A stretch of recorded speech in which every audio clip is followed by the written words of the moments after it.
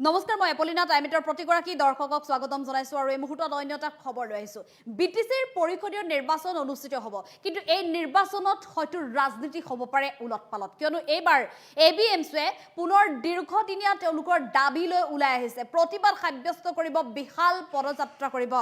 25 সেপ্টেম্বৰত বিশাল পদযাত্ৰাৰ বাবে হাজু হৈছে এবিএমছু যিকোনো মুহূৰ্ততে পৰিস্থিতি ভয়াবহ হোৱাৰ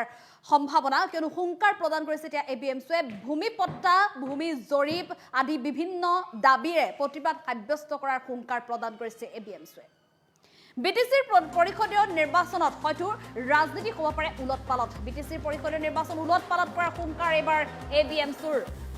দাবী পূৰণ নকৰিলে প্ৰত্যক্ষ ৰাজনৈতিক ভূমিকা গ্ৰহণৰ হুংকাৰ এবাৰ এবিএমছয়ে ৰাজনৈতিক ভূমিকা গ্ৰহণৰো এক প্ৰকাৰ হুংকাৰ দিছে বিৰোধী দলৰ ভূমিকাত থাকিব পাৰে এবিএমছুৰ দাবী বিটিসিত ভূমি জৰী ভূমি পট্টা প্ৰদান ভূমি অধিকাৰ সুনিশ্চিত কৰা গোষ্ঠীগত সংঘৰ্ষ বলি হোৱা পৰিয়ালক উপযুক্ত ক্ষতিপূৰণ দিয়াৰ দাবীৰে টেট উত্তীৰ্ণ প্ৰাৰ্থীসকলক নিযুক্তি প্ৰদান কৰাৰ প্ৰধান লক্ষ্য হৈছে এবিএমছুৰ আৰু এই দীৰ্ঘদিনীয়া দাবী লৈ ওলাই আহিছে এতিয়া এবিএমছু প্ৰতিবাদ সাব্যস্ত কৰিবলৈ 25 সেপ্টেম্বৰ উদালগুৰিৰ পৰা কোকৰাঝাৰলৈ উলিওৱা হ'ব বিশাল পদযাত্ৰা বৃহৎ প্ৰতিবাদী কাৰ্যসূচী এবিএমছুৰ সভাপতি টাইছন হুছেইনৰ হুংকাৰ এই মুহূৰ্তৰ এটা ডাঙৰ খবৰ বিটিসিৰ পৰিষদীয় নিৰ্বাচন অনুষ্ঠিত হ'বলৈ আৰু বেছি দিন নাই কিন্তু এই বিটিসিৰ পৰিষদীয় নিৰ্বাচনক লৈ এতিয়া বিটিসিত যি তৎপৰতা চলিছে যি প্ৰস্তুতি চলিছে সেই পৰিস্থিতি কিন্তু অধিক ভয়ংকৰ হোৱাৰ সম্ভাৱনা কিয়নো ৰাজনীতিত এতিয়া বিটিসিৰ ৰাজনীতিত দবদপাই থকা সেই সকল ৰাজনৈতিক নেতাক এক প্ৰকাৰ হুংকাৰ দিছে এবিএমছুৰ তৰফৰ পৰা কিয়নো এইবাৰ ৰাজনীতিত হয়তো উলটপালত হ'ব পাৰে বিটিসিৰ পৰিষদীয় যি নিৰ্বাচন আছে পৰিষদীয় নিৰ্বাচনতে সেই কথা জল পটপটকৈ পোহৰলৈ আহিব কিয়নো দীৰ্ঘদিনে এবিএমছুৱে দাবী উত্থাপন কৰি আহিছিল বিটিসিৰ সেই সকল নাগৰিকৰ বাবে দাবী উত্থাপন কৰি আহিছিল যিসকলে ভূমিৰ অধিকাৰ বিচাৰিছিল ভূমিৰ জৰীপৰ দাবী কৰিছিল আৰু ভূমিৰ পট্টাৰ বাবে দাবী কৰিছিল ক্ষতিগ্ৰস্ত যিসকল লোক আছিল বিটিসিত সেই লোকসকলে যাতে বিটিসিৰ ক্ষতিগ্ৰস্ত যিসকল লোক আছিলে ভূমি গোষ্ঠীগত সংঘৰ্ষৰ যিসকল বলি হ'ব লগা হৈছিলে সেই পৰিয়ালসমূহক উপযুক্ত যাতে ক্ষতিপূৰণ দিয়ে তাৰ বাবে দাবী উত্থাপন কৰি আহিছিল কিন্তু বিটিসি চৰকাৰে কোনো ধৰণৰ ব্যৱস্থা গ্ৰহণ কৰা নাছিল সেই সকল লোকৰ বাবে বা এবিএমছুৰ দাবীৰ প্ৰতি কোনো ধৰণৰ গুৰুত্ব দিয়া নাছিল আৰু সমান্তৰালভাৱে টেট উত্তীৰ্ণ প্ৰাৰ্থীসকলক নিযুক্তি প্ৰদান কৰাটো প্ৰধান লক্ষ্য এতিয়া এবিএমছুৰ গতিকে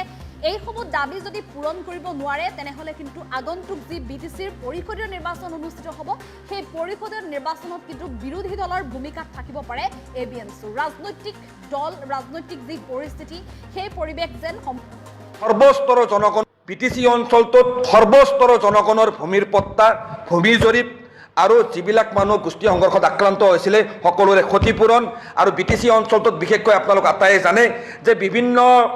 টেট উত্তীৰ্ণ প্ৰাৰ্থী বিটিআৰৰ টেট উত্তীৰ্ণ প্ৰাৰ্থীসকলক এতিয়ালৈকে চৰকাৰে নিযুক্তি দিয়া নাই আজি তেখেতসকলে টেট উত্তীৰ্ণ প্ৰাৰ্থীসকলে সদায় আন্দোলন কৰি থাকিব লগা হৈছে টেট উত্তীৰ্ণ প্ৰাৰ্থীসকলক নিযুক্তি দি বিটিসিৰ প্ৰত্যেকখন প্ৰাথমিক বিদ্যালয়ত ছাত্ৰ ছাত্ৰী অনুপাতে শিক্ষক নিযুক্তিৰ ব্যৱস্থা বিটিআৰ চুক্তিৰ 6.3 দফা অনুসৰি এই বিটিআৰ অঞ্চলটোত অসমীয়া মাধ্যমেই হওক বা বড়ো মাধ্যমেই হওক প্ৰতিটো মাধ্যমৰ অপ্ৰাদেশিকৃত বিদ্যালয়সমূহ প্ৰাদেশিকৰণ এবিএমছুৰ প্ৰয়াত সভাপতি ছৈয়দ লাফিকুল ইছলাম আহমেদৰ হত্যাকাণ্ডৰ ন্যায় তথা বিভিন্ন ধৰণৰ সামাজিক ৰাজনৈতিক অধিকাৰ বিচাৰি অহা 25 সেপ্টেম্বৰৰ পৰা এবিএমছুৱে কেন্দ্ৰীয়ভাৱে বিটিসিৰ হিমুৰ উদালগুৰিৰ পৰা এক বিশাল পদযাত্ৰা কাৰ্যসূচী আমি গ্ৰহণ কৰিবলৈ আজিৰ এবিএমছুৰ বৰ্ধিত কাৰ্যনিৰ্বাহক সভাত আমি সিদ্ধান্ত গ্ৰহণ কৰিছোঁ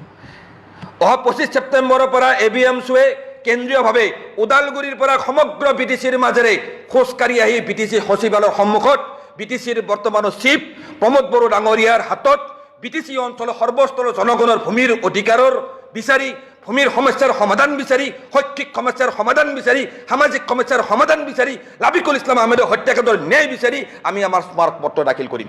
আমি স্পষ্টকৈ ক'ব বিচাৰিছোঁ যে বৰ্তমানৰ চৰকাৰখনে ৰাজনৈতিকভাৱে আমাৰ সমস্যাসমূহ সৃষ্টি কৰি ৰাখিছে ৰাজনৈতিকভাৱে আমাৰ সমস্যাসমূহ তেখেতসকলে গাপ দিব বিচাৰিছে আমাৰ সমস্যাসমূহ ৰাজনৈতিক উদ্দেশ্য প্ৰণোদিতভাৱে তেখেতসকলে সমাধান কৰিব বিচৰা নাই সেয়ে ইতিমধ্যে আমি ঘোষণা কৰিছোঁ যে আগন্তুক বিটিসি নিৰ্বাচনত এবিএমছুৱে প্ৰত্যক্ষভাৱে ৰাজনৈতিক ভূমিকা